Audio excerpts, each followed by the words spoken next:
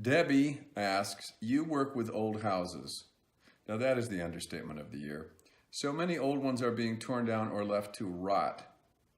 Second understatement of the year. What is it about these places that makes them worth the effort? Well, they were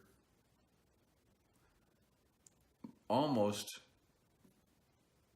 all built ergonomically, designed and built ergonomically, by which I mean so many paces equaled the proper width of a parlor, and handles were designed in such a way that they were comfortable and nice to turn, and doors closed with a delicious click, even on houses that are rotting.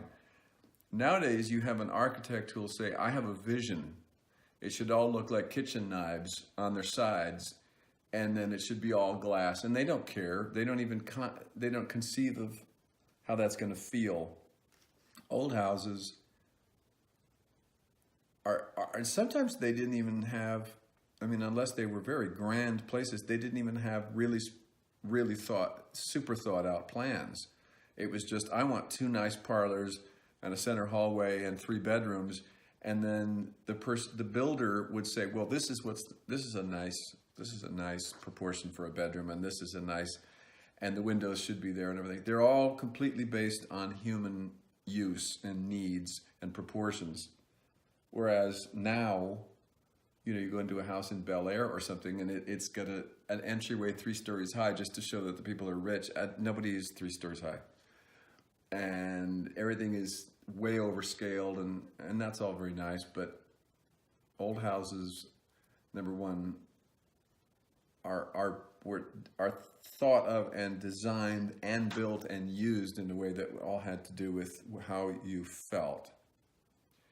Secondly, they are the kind I like are they're pre-industrial, so everything is done by hand. There's no real straight lines, and as soon as you have no real straight lines, they look straight, but they're not straight, then it's more like a human being, which is all, this side of my face is not really like that side. They say Denzel Washington's face is very symmetrical, but he's a very mean person.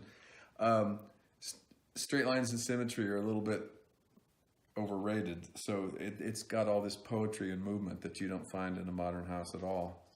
Sit in a bank lobby sometime for 20 minutes and pretend you're not there to get your money, and see how homey you feel.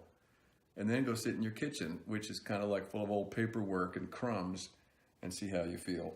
It's straight lines and flat planes are wildly overrated.